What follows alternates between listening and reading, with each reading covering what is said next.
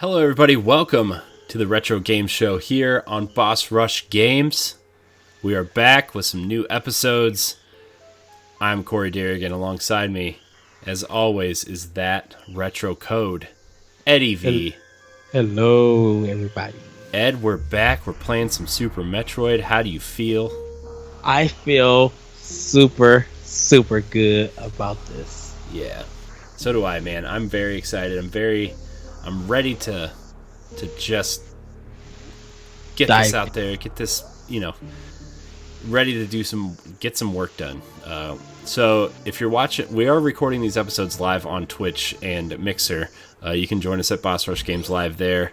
And then these, if you're not watching live, we're going to cut out half hour to 40-minute segments out on our YouTube page at youtube.com/bossrushgames or on bossrushgames.com. We would really like you to subscribe to wherever you're consuming this content. We have 3 episodes beforehand, but Ed, why don't you remind everybody where we're at if they're not caught up. We are in the lava area, and we got to fight this boss. You deserve this for saying we're in the lava area as you get hit by lava. Thank you. Because people look at it, sometimes they'd be like, "Oh, what the heck is going on?" Like, depending on how you guys are seeing it, like this is more detailed. Like the background is flaring and stuff. So, Yeah. So we're trying to make our way through Super Metroid. We already did a Link to the Past as well, so if you want to check that at, this was at a time when we were trying to figure a bunch of stuff out, and I didn't have a really good setup. So some of the audio in A Link's Awakening is kind of wonky, or us talking is kind of non-existent. But we'd still appreciate it if you would go there and watch it. Link's Awakening was, or not Link's Awakening, A Link to the Past. Sorry, everybody. A Link to the Past we played through, and it was a really good time.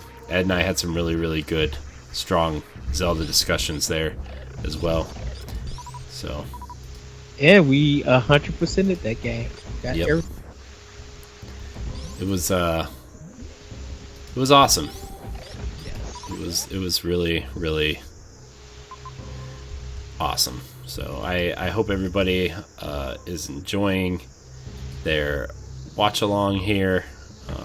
I know YouTube is kind of having some issues. I know Twitch is kind of having some issues, but hopefully, we're.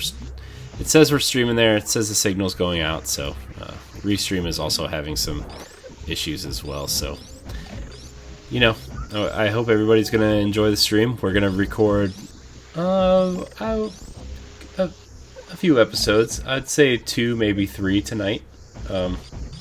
So stick around. We're gonna have a good time. I'm going to kind of start this conversation. Awesome.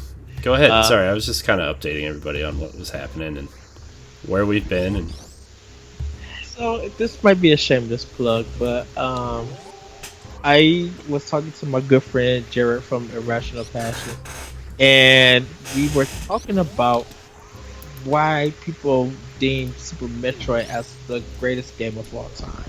Why it's on a lot of people's lists. Why, regardless of what number it is, people just love this game. And I kind of want to get your opinion, Corey. Like, do you think this game is the greatest of all time? Do you think it set a different standard in video games or something? I think it deserves a lot of credit for creating a genre, right? Or what people think of as Metroidvania is kind of started with Super Metroid. I mean, you could kind of link it back to Metroid and Castlevania 2, and those games kind of had an element of this to it, but it was definitely less fleshed out, and those were more linear experiences that allowed you to backtrack. Whereas this is kind of like a, a 2D kind of open world game where you have to figure out how to get places, and certain aspects open up as you find new weapons and new gear and new abilities and stuff. So I think it gets a lot of credit for being that. Plus, like, I think the gameplay aspect of it is really well designed. I think the controls are probably really well designed. I think a lot of people hold that, and then the different environments that you see, the different, just the animations and the foreground and background animations, and just the pixel work and the pixel art in the game itself is just, it's definitely one of the best looking games on Super Nintendo, I think, by far. And so I think once you add all those elements in together, I think a lot of people talk about Super Metroid and Symphony of the Night in the same vein as being the best Metroidvanias ever. I think, nostalgia has a lot to do with that today, but also, like, we did talk about a Super Metroid remake in the vein of Link's Awakening at some point. Mm-hmm. I think if they did that, like, if they remade this game with some modern aspects of it, like maybe like a mini map and a weapon wheel, I think if you look at Axiom Verge as an example, I think it does a lot of things well that this game could benefit from. Mm-hmm. But I mean, you can't compare a game that was made 5 years ago to a game that was made 25 years ago, right? Like, you just can't. Like, still learning and stuff. So I think, a few tweaks here and there, this game would be probably considered almost a perfect game. So I think it deserves a lot of that talk. Is it the best Metroidvania? I don't know. I think a lot of people think Symphony of the Night takes that title. Is it one of the best games of all time? Absolutely. I think it deserves to be in that conversation. If you were to make a top 20 games of all time, I think this would probably be somewhere in the middle of that list. Like probably like 9, 10, 11, 12-ish. I don't know if it's, but also it's also a preference thing. I think if you like Metroidvanias, this game's going to be closer to the top of your list. If you don't, if you're more a platformer guy or a Zelda type guy, like, this might not be as far up your list. But I think it definitely deserves to be in the conversation. So I think when we played A Link to the Past, that's more my style game. So if we were to rank Super Metroid against that, I think Link to the Past would be more up my alley than this. But also, you can't deny how great this game still looks and plays and feels and kind of holds up. Well, yes, that I agree. I always wondered, though, why do we always give a lot of Nintendo stuff Game of the Year, or not Game of the Year, Game of all time, when it comes to, like, making a list? Of course, their retro stuff and maybe even some of their current stuff is all going forward to it. But we never do the Sega Genesis, or we never do, like, really Sega games at all. And some may say, well, Ed, let me tell you, as someone who has plugged in his Wii/Wii U and virtual consoles and has recently, quote unquote, tested out a few Sega Genesis games, and as someone who is, I think I've been trying to seek out that Sega Genesis Mini, right? Yeah. I mean, I think there's games on Sega Genesis that deserve to be in a conversation. Like, everybody always, for example, Turtles in Time, probably one of the best brawlers of all time, right? Like, I would say so. I think a lot of people consider it one of them, but also there was a really awesome Turtles brawler on Genesis called Hyperstone Heist that is essentially Turtles in Time with some remix levels, and I think that game is amazing, and nobody ever talks about it, So I think Nintendo I think Sega and Sonic in particular were kind of designed to challenge Nintendo's crown, and every time they made something, Nintendo just kind of one-upped them. Like, Ever Oasis was one-upped by Zelda, Sonic was one-upped by Mario, right? Gunstar Heroes was, one-upped by Metroid. Like, it was always just one-upped all the time, and it never... I mean, I think there's good Sega Genesis games out there, right? Like, Phantasy Star, what is it? Phantasy Star 4, I think, is the one that gets a lot of attention. 2 does, but is it 2? I always get confused if it's 2 or 4. It's normally it's 2.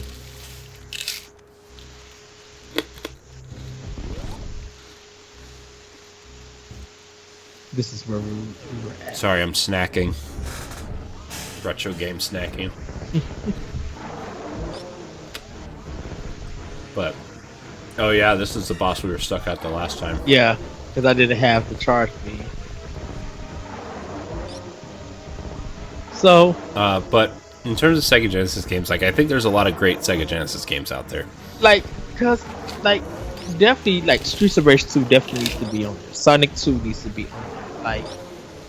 Surprisingly for some people, Michael Jackson Moonwalker needs to be on there. What is that Oasis game? Beyond Oasis, not Beyond Ever Oasis. Oasis. I said Ever Oasis. That's the 3DS game that came out a few years ago. I mean Beyond Oasis, which is like a kind of Sega's answer to Zelda. Yes.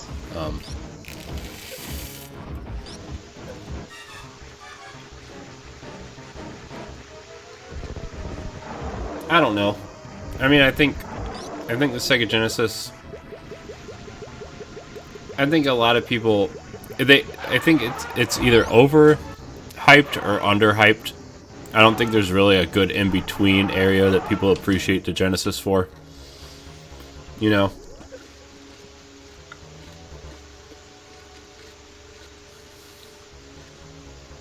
What are you doing there? I gotta go.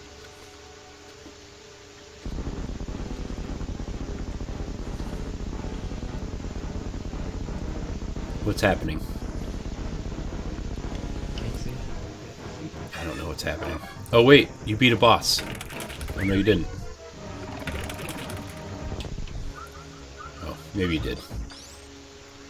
Okay, here you go, Ed. Clapping. So I don't know. I don't know. I feel like nostalgia has a lot to do with Genesis, and you always had the Sega kids or the Nintendo kids, and you're always defending.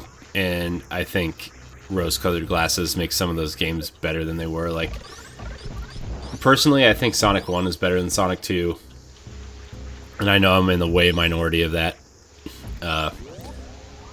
I think Rocket Knight Adventures is a great side-scrolling platformer. Oh, yes. I think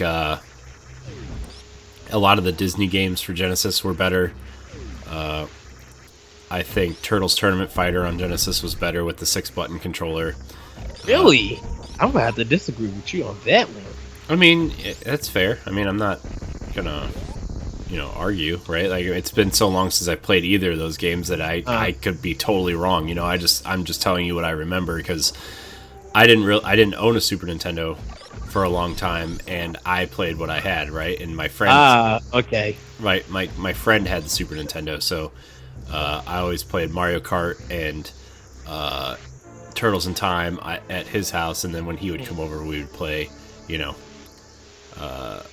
Hyperstone Heist and whatever else was 2-player on Genesis. So, I think Sonic Spinball was a hot mess. I still think that to this day. So, I mean, it's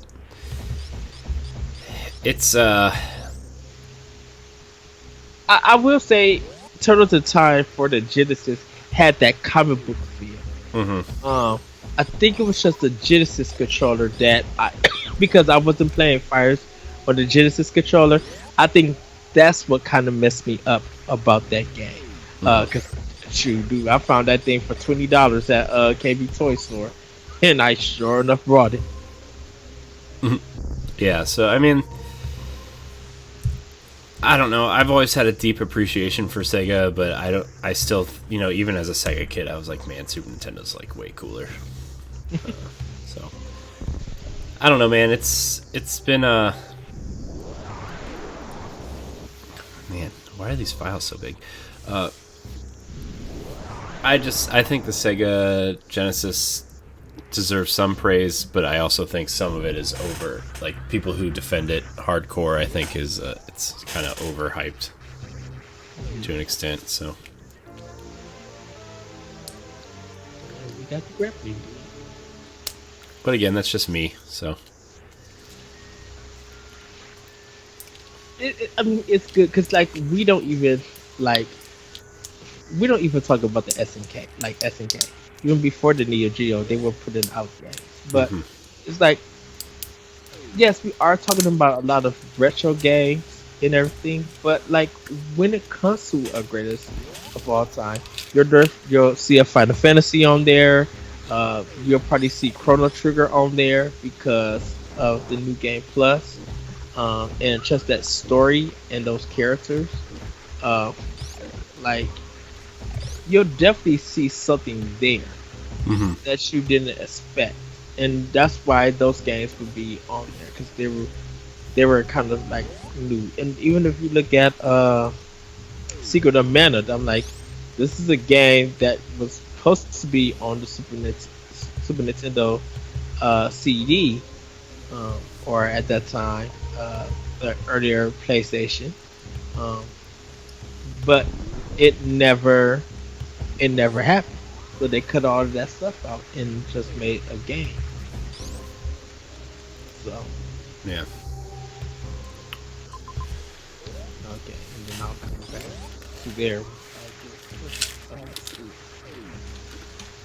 But yeah, it's just amazing that when we talk about when we talk about Super Metroid being the like greatest game of all time, or being one of the best of all time. Because some people who come from different who come from different eras of gaming may say Halo or may say Last of Us. It kind of just literally depends on what era you came from and stuff. And for a lot of people, it's like what really holds up still to this day. yeah, And without a shadow of a doubt, you can't say Halo still holds up as you could say that Super Metroid holds up in a sense. no, yeah, I get it. I think I don't think Halo 1 was like I mean it's always like there's that game that like look at Half-Life, for example, the first one. Yes. It was revolutionary at the time, right? But there are so many better first-person story-driven games at this point. You Yeah. know, I mean, but it was revolutionary at the time, so it's going to be held as one of the greatest games of all time because of how revolutionary and how nostalgic people are for it and stuff. Nostalgia plays a powerful part in people's memory. I mean, I know there's games that I'm sure there are games out there that I love that suck. I'm sure, but also at the same time, there are games that are great that I don't care for. Right? I mean, it's just again, it's all about preference and how you want to tackle that, and you know what I mean. Like it's just nostalgia. Well, I guess what I'm trying to say is nostalgia plays a huge role in a lot of things, especially things that are this old and this fondly remembered. So Yes. And I think that's why when we had a Zelda discussion on Pablo, and we was talking about you know the 35th anniversary, what we would like, kind of like what we would see, and if we think Breath of the Wild 2 would be there. So guys, do check out that episode. Um, and there's just so many classics on that in the Zelda series that we kind of would love, like we definitely would love to see. But I kind of feel like for a lot of people who are getting into Zelda, maybe Wind Waker and Wind Waker HD may may be the greatest game to them of all time because before Breath of the Wild came out, a lot of parents was getting their kids to play Wind Waker, and the kids were loving it and finishing the game. So it's just like that might be their game of all time, Yeah. in a sense, you know. And I know some people think that it's hard to go back to some old games, but like you will be surprised that playing a retro game full on through it brings it brings a certain kind of memory to you and a different kind of challenge that games weren't safe back in the day. No. No. You know, you were going to get your money's worth with a game. Mm-hmm.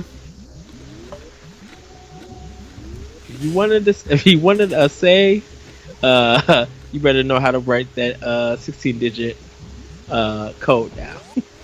Good luck and God bless. You know. Yeah. So I mean, I remember going to the store and paying like $85 for Tony Hawk's Pro Skater on Nintendo 64. You know? yeah. Ooh. And by me, I mean in 1998 or 9, whenever that game came out for 64, I met my mom and begging her ridiculously to buy that game for me.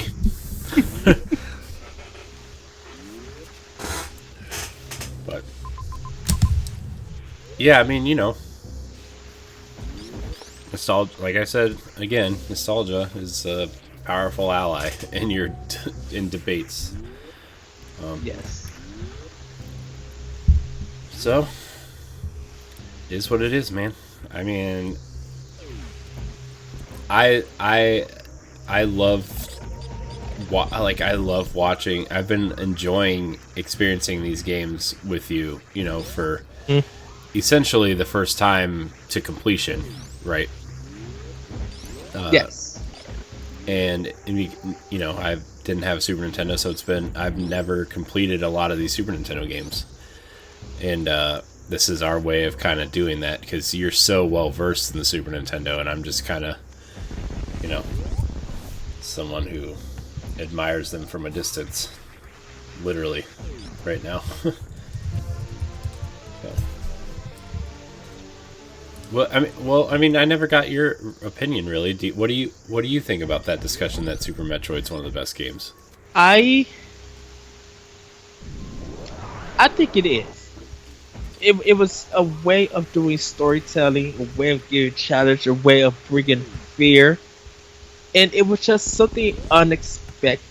You know, it's always been a game that I was just like, wait, what is going on? Like, and I think it was a game that I played with my cousin. Um, the first time I actually used the strategy guide because he brought it and everything. But then I kind of like I had stopped using the strategy guide because I was only using it when he was around because he wanted to use it. Other than that, I never I've always tried to play this game by memory. And everything. I never try to speed run it or anything. I always just try to like play and enjoy what it is. Um, and it actually, crazy enough, I was playing this, I think 3 years ago, 4 years ago. Um, uh, on Memorial Day, and I literally spent 9 hours playing this game because I had to pause it and eat, and I had to go get my sister from work and everything. But I played this game like straight, and I would try to play it straight in one city. And I'm like, with playing this game when you don't when you sorry, right, I'm using the analog stick. Um, when you kind of been away from it, you're like kind of surprised to be like, man, I they had this in the game. This was the button configuration. This is how you get past that part, and you just like, wow, it's been so long actually playing a game like that. So that's what Reserve saying. Yeah. I But it mean, was you can definitely see a lot of the influences these days with it, right? I mean, I think the most recent series that people kind of give credit for is like, either like the Batman Arkham series, especially that first game. Dark Souls has a ton of Metroidvania influences in it, hmm and Bloodborne, and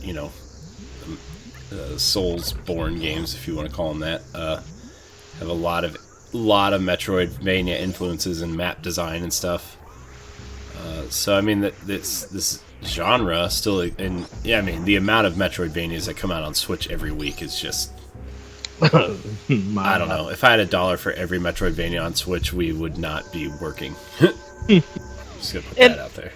and to actually break down Metroidvania is that it has to have that exploration, but it has to be like when you're destroying enemies, you get experience points.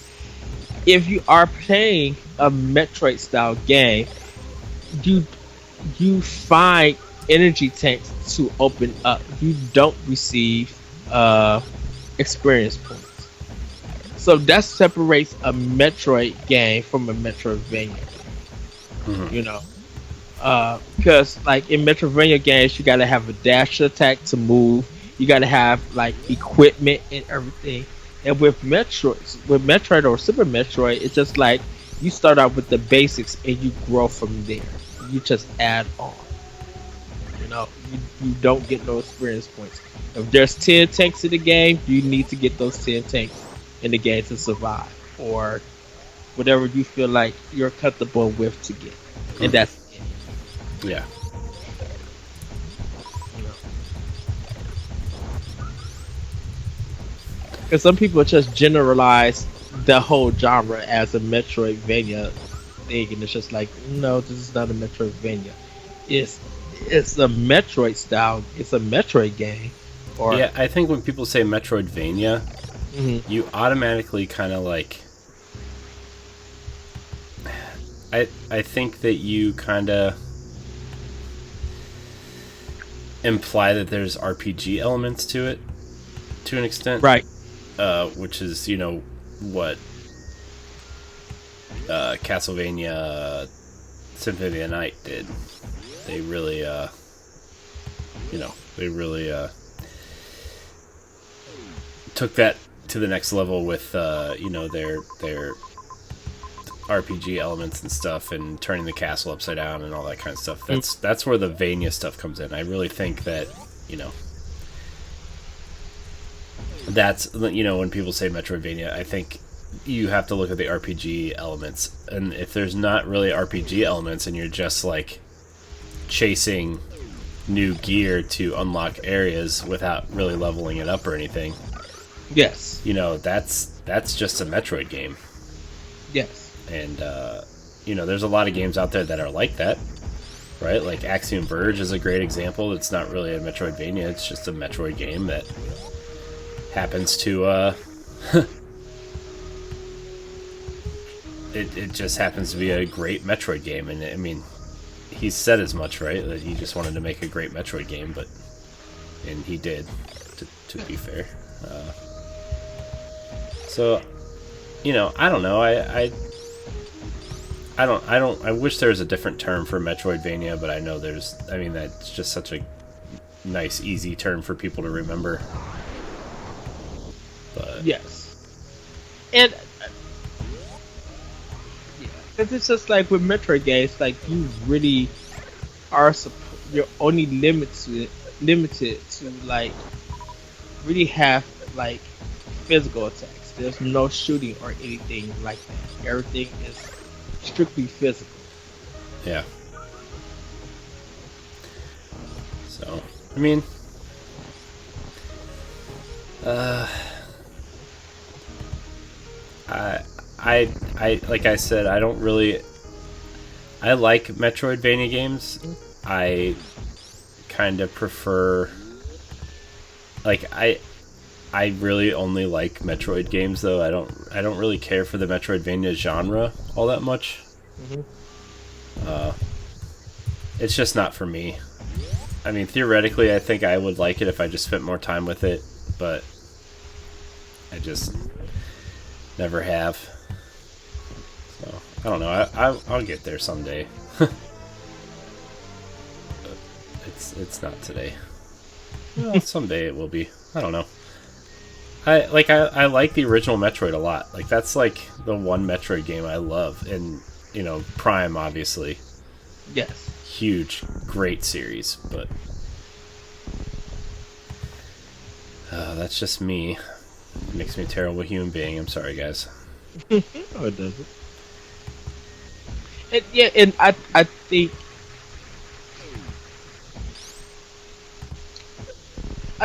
Metroid and Castlevania.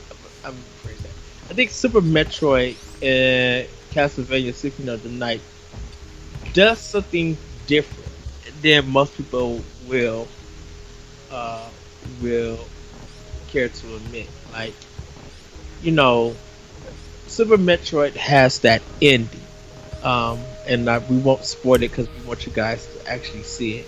Super Metroid has that ending where a certain thing, if you get a right piece of equipment, a certain thing happens in uh, Castlevania to make it a longer game. I'll just say that. So they both do something different. And in a sense, Metroid evolved maybe only twice, where Castlevania evolved about 3 times. Yeah. You know, it had its 2D, it had its Metroid style 2D, but then it also had for a lot of it a 3D game.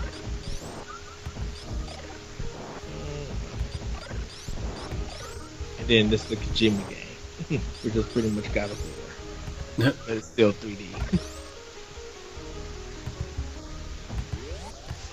Are you talking about the like the PS3 games? Yeah, well, it was the Xbox and PS2 ones, and then when it came to PS3, the one that Kojima did, that's the third, kind of like the third. I guess I didn't realize that. I guess I didn't realize he did a Castlevania game. Yep, because it was like God of War when he did it. Oh. Well, see, that sounds cool. That sounds like a game I want to play.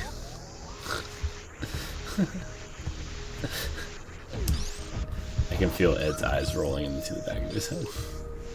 I mean, if you want to play it, that's fine. That's on you. I can't let you get that. All I'm saying is that game led into the 3DS game, which led into the part 2, that Mercury Steam. That was amazing. The one that Mercury Steam made, it did. After they got ridiculed, they made other Samus Returns for 3DS. And which I wonder if we're gonna get a Switch version of that game as well. We need to. Like in all honesty, like I feel like that's coming. I really do. It should. Like.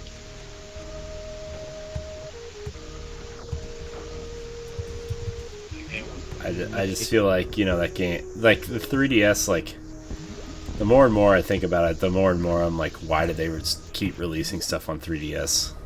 You know, but I mean, at that point, you know, 3DS was still pretty strong. The Switch hadn't sold as much as it had, so you know, it's, I don't know, man. 3DS is still a great console. I actually charged it up the other day because I think I'm just gonna let my kid play it. Hey, it had a hard time when it first came out, and then look what it turned into years later. So we shall see. I don't understand why these files are so big. I'm trying to, you know, do some file work, and it's just while we're playing this, and it's just I I really need to shave tomorrow. shave. Yeah, I haven't really shaved all week. I'm not gonna lie to you. Being off has kind of been a freeing experience. So, Well, for me, it's going up in my nose and it's making it itch. Fire. that's funny. So we are heading to the third bus. You said the third boss? Yes. Nice, nice, nice.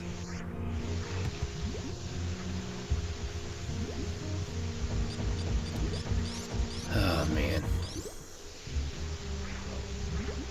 Finding a decent Kingdom Hearts thumbnail is difficult. Do we have any questions from the community about Super Metroid? Not in the chat. I didn't really reach out for questions, but after this boss, we're gonna wrap this episode. How close are we to the boss? Pretty close. Yeah. Because we actually gotta fight the boss in order to go through this area. They reversed it. So.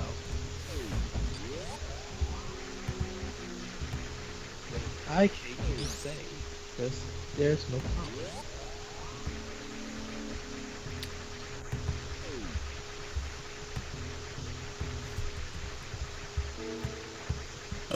Ooh, Ed.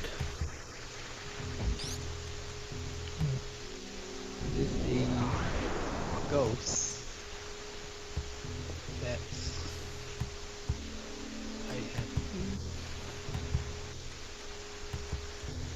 I don't understand why these files are so big.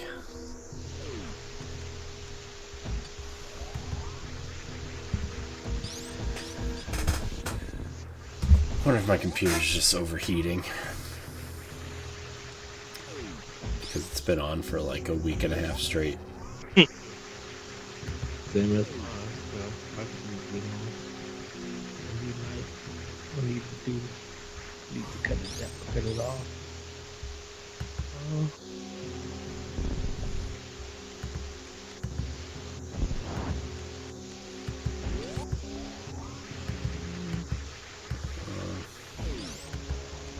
Yeah, I'm just gonna shut my computer down for now. This is Red Boss.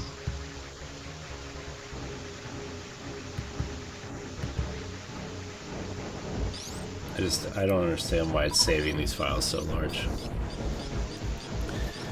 But that's not on me. That's on I don't know.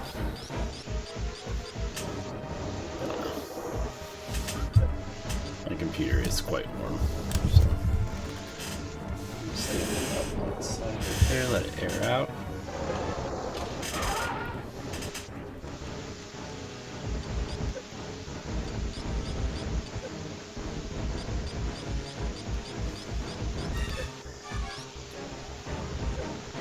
So, let's talk a little bit about, well, we'll save it for next episode because we're almost done with this boss. I want to talk about Metroid Prime and the trilogy, and then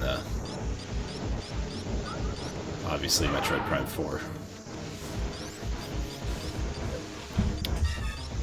Yes.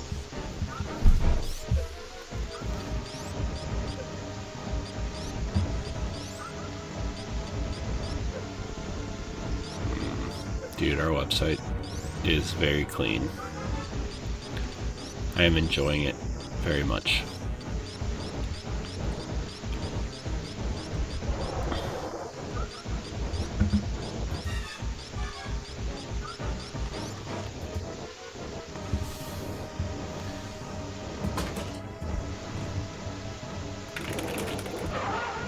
Get him, Ed. Get him. Clapping and cheering you on. Yay. What a I miss the old school designs of like the bosses turning red. Like when they're almost dead, you know? The beauty of Capcom. And Konami. Like when they would flash red like Ninja Turtles and stuff.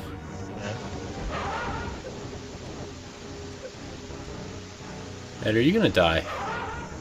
Nope. Are you sure? Okay, good. Yay! Good, I got an energy tank and a reserve tank that refills my energy. Nice, nice. Well, guys, if you're watching live on Twitch and Mixer, stay tuned. If you're watching on YouTube, remember to like, subscribe, and share. And check out our previous episodes of the Retro Game Show. You can download Nintendo Power Black, our Nintendo podcast, on your podcast service of choice, or also watch it live or right here on youtube.com/BossRushGames or BossRushGames.com. Thank you guys so much for watching, and until next week, we love you. Bye, everybody.